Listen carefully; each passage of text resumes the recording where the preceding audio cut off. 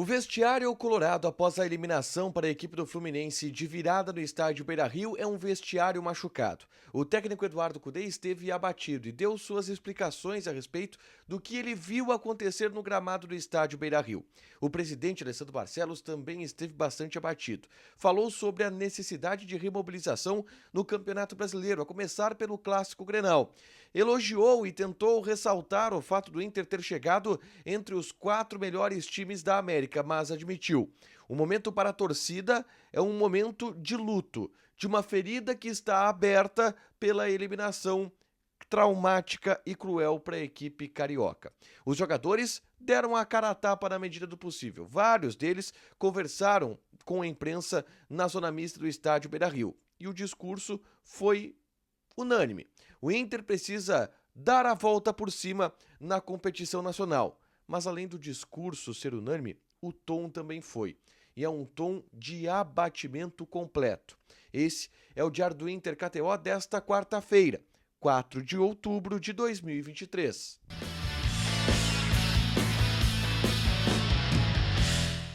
Tudo bem, gente? Obrigado pela participação aqui. Não esquece de deixar teu like, te inscrever, de ativar as notificações. Bora falar do Internacional aqui no A Dupla. Nesse vídeo, um resumo do que de mais importante aconteceu no noticiário colorado ao longo dessa quarta-feira. Obviamente que o mais importante é a eliminação colorada, um jogo que vai ficar para a história do futebol brasileiro, mas uma eliminação que obviamente fica marcada na história do Internacional. O Inter esteve muito perto da vaga em mais uma final de Libertadores da América e deixou ela escapar em 6 minutos no estádio Beira-Rio. Com um gol de John Kennedy e outro de Germancano, o Internacional perdeu de virada para o Fluminense e foi eliminado da Copa Libertadores da América, terminando com o sonho do tricampeonato. Eu falei mais sobre isso no vídeo pós-jogo, um relato da partida, ainda no ambiente de saída dos torcedores na frente do estádio Beira-Rio. É só clicar aqui para assistir e saber como eu enxerguei a partida, o que eu pude relatar, o que aconteceu para o Inter ter aquele apagão e acabar sendo derrotado pelo placar de 2-1 para a equipe do Fluminense, tá? Vamos repercutir o vestiário do Internacional depois deste resultado, a começar pela fala do técnico Eduardo Cudê. E o primeiro ponto que eu destaco, e assim, esse vai ser um ponto que eu vou destacar em todas as falas que houve no vestiário colorado, o abatimento visível e notório do técnico colorado. O tom de voz baixo, o semblante abatido, de quem teve uma das grandes desilusões de sua vida nos 90 minutos do estádio Beira-Rio. E foi exatamente isso que o Eduardo Cudê falou, sobre a desilusão, sobre o abatimento, sobre a tristeza. Ele admitiu dor, ele disse que dói. Dói o Inter ter sido eliminado da maneira que foi. Por quê? E aí Cudê explicou o seu lado do que viu da partida. Segundo ele, o Internacional não mereceu ser eliminado. O Inter jogou mais do que o Fluminense. O Inter poderia ter matado o jogo contra o Fluminense e não fez.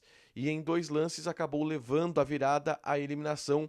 E isso dói porque todos estavam ilusionados, como falava o técnico Eduardo Cudê, todos estavam esperançosos e na expectativa, a torcida, grupo de jogadores, comissão técnica, e o técnico colorado admitiu que doeu bastante essa eliminação.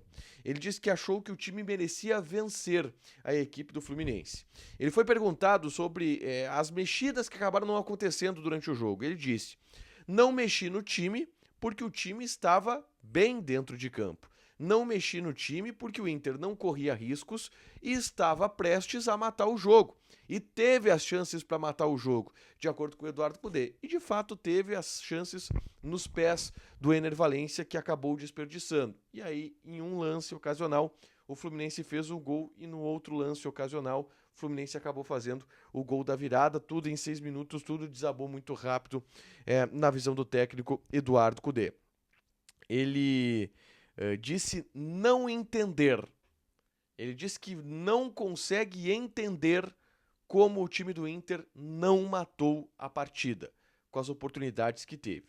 E, obviamente, leva a este abatimento o técnico Eduardo Cudê pelo resultado e pela ideia que ele tinha de classificar a equipe para a final da Libertadores, para jogar uma final de Libertadores. Seria a primeira de Eduardo Cudê, que perdeu uma semifinal traumática também pelo Rosário Central no ano de 2015 contra o Nacional de Medellín nos acréscimos.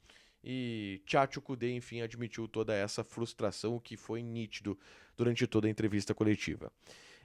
Depois quem falou foi o presidente Alessandro Barcelos, também absolutamente abatido. O presidente Alessandro Barcelos, com a voz baixa, com um semblante abatido de quem levou uma pancada muito grande na partida, e foi o que aconteceu, a derrota do Inter, em especial da maneira que foi na reta final do jogo, tá?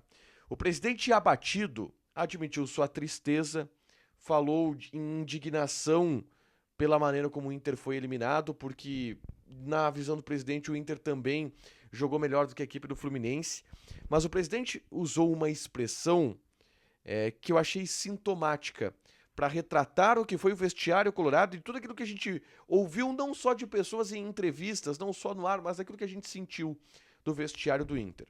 O presidente falou em luto. Ele disse: os profissionais do Inter têm a obrigação de dar a volta por cima, mas todos, em especial a torcida, têm o direito de viver um luto.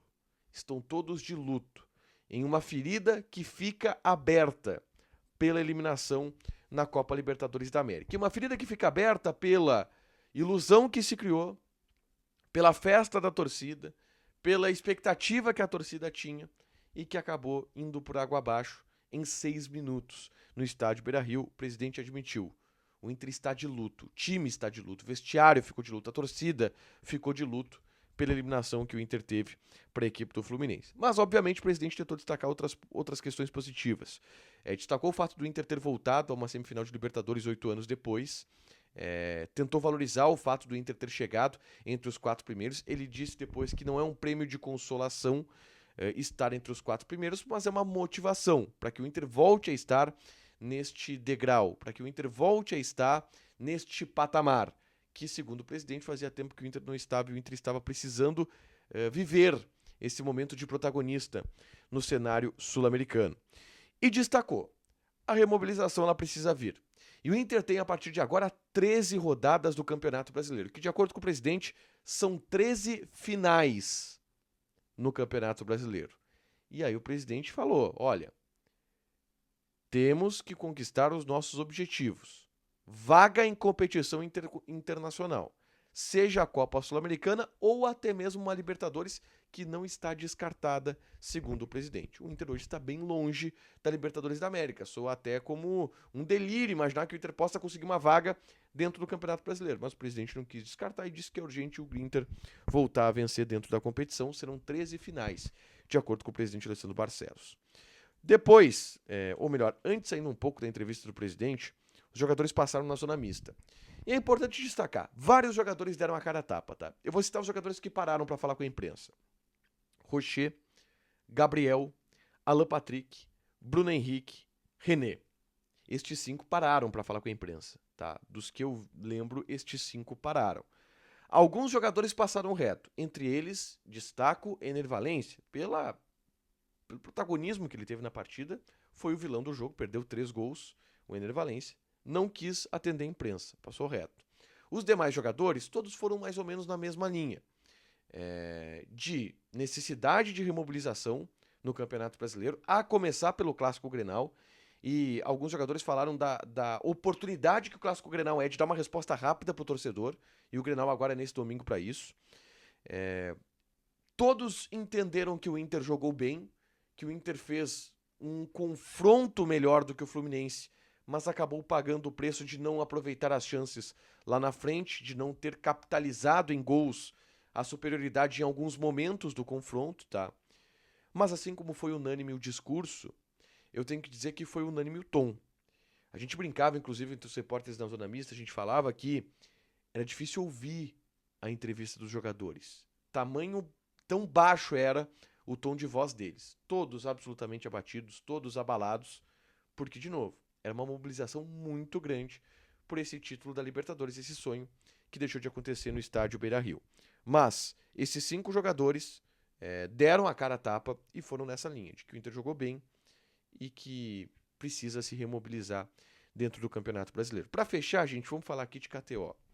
Semifinal, a outra da Libertadores da América é Palmeiras e Boca Juniors.